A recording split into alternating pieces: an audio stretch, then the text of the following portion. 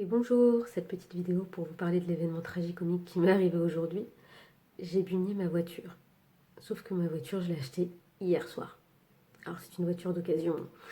Mais voilà, je voulais vous en parler parce que la demi-heure qui a suivi a été abominable pour moi. Et pourtant, voilà, les gens qui me connaissent savent que je suis quelqu'un de plutôt confiant, de plutôt super positif. Euh, mais là, on a touché à quelque chose qui était super difficile. Et ça fait très très très longtemps que j'avais pas ressenti des sentiments tels que la honte. Un sentiment mais de nullité absolue. Je me disais mais c'est pas possible. Et d'ailleurs ça me sortait de la bouche. J'arrivais même pas... même je pensais être en silence. Puis tout d'un coup ça... Comment t'as pu faire ça? Mais c'est pas possible. Donc je vais pas trop rentrer dans les circonstances. Mais voilà, il fallait que je rentre, que je passe un portail assez étroit dans une rue en pente avec un petit trottoir juste avant, sur lequel en fait j'ai calé. Et après j'ai eu beaucoup de difficultés à redémarrer. Et donc une fois, deux fois, trois fois, le démarrage en côte n'aidant pas.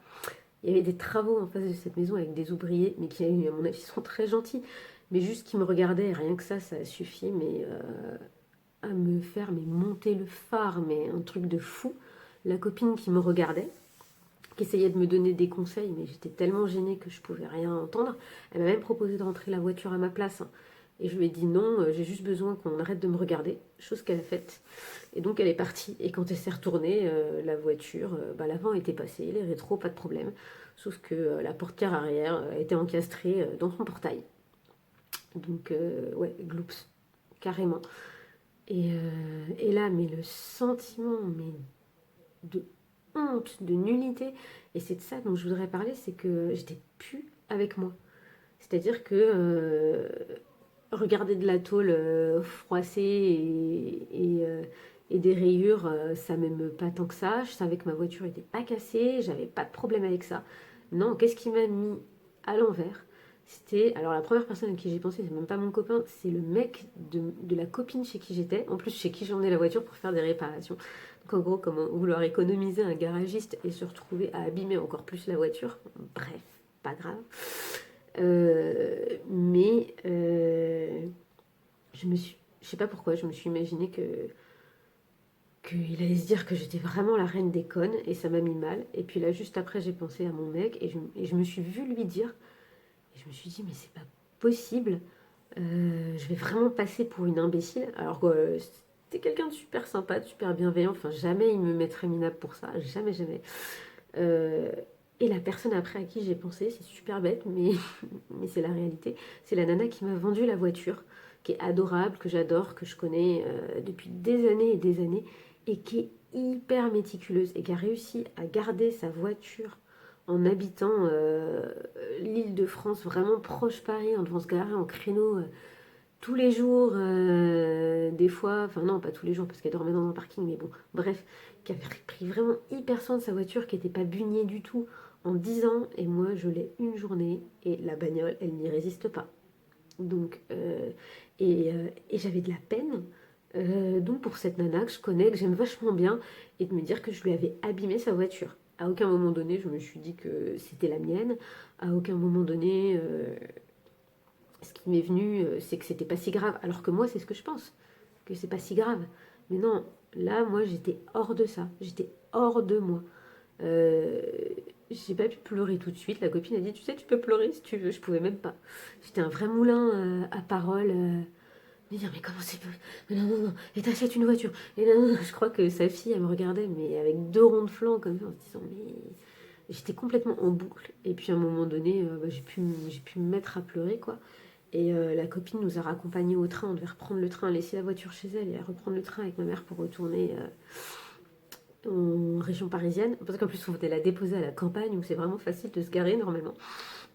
Et bref, dans le train, mais j'ai pleuré, mais tous les larmes de haut mon corps. Mais Dieu merci que j'avais un masque pour effacer les rictus abominables que je devais faire à pleurer, essayer d'étouffer les sanglots, le masque rempli de morve à l'intérieur, enfin bref, le voyage au secours. Mais à un moment donné, il m'est paru super clair que j'étais complètement à côté de mes pompes, quoi. Et une fois que j'ai eu bien pleuré, je me suis dit, mais purée, mais En vrai, rien de grave. De toute façon, c'est jamais sur le moment qu'il faut étiqueter un drame de drame. C'est toujours après coup qu'on se rend compte que tout a, qu'il y a toujours deux côtés dans une face et qu'à un moment donné, bah ouais, c'est les boules et qu'en effet, si je le raconte, ben c'est un peu la honte. Mais qu'en même temps, on ne sait pas ce qui pourra se produire et que c'est un enseignement. Et j'ai commencé à chercher dans le train un peu les enseignements de ce que ça pouvait être. Première chose, c'est que les manœuvres hyper serrées comme ça et démarrage en côte, c'est pas mon truc. Et que j'ai pas été capable d'assumer que moi je savais pas faire ça, que j'allais la garer sur le côté et que si elle voulait la rentrer après, elle pouvait le faire. Deuxième chose, même quand elle m'a proposé ouvertement, j'ai pas été en mesure d'accepter l'aide. Pourquoi? Pour une raison simple, hein. J'avais peur d'être jugée. En gros, je voulais pas passer pour une conne. Sauf que pas vouloir passer pour une conne, 5 minutes après, c'était mais exponentiel. Alors, la copine en question m'a pas pris pour une conne, mais je veux dire, le sentiment que moi j'avais de pas vouloir passer pour une conne, j'étais au fond du trou. Donc, si vous voulez, je n'y ai rien gagné.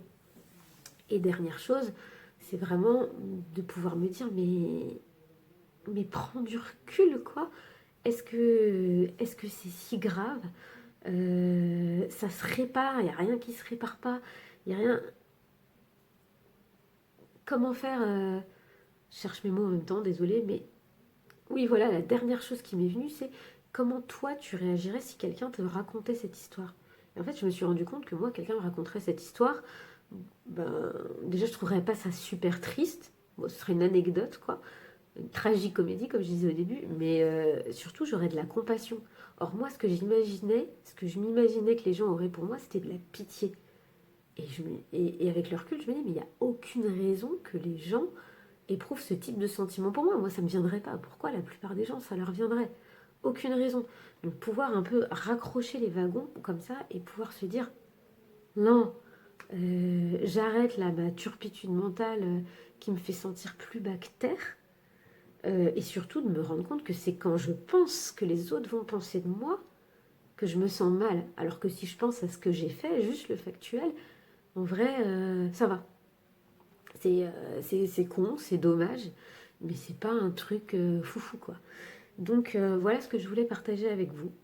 Et puis voilà, et puis en plus, ce que ça m'apporte là, et je m'en rends compte maintenant, c'est que ça fait très longtemps que j'ai des choses à partager et que je veux le faire en vidéo et que j'ose pas le faire.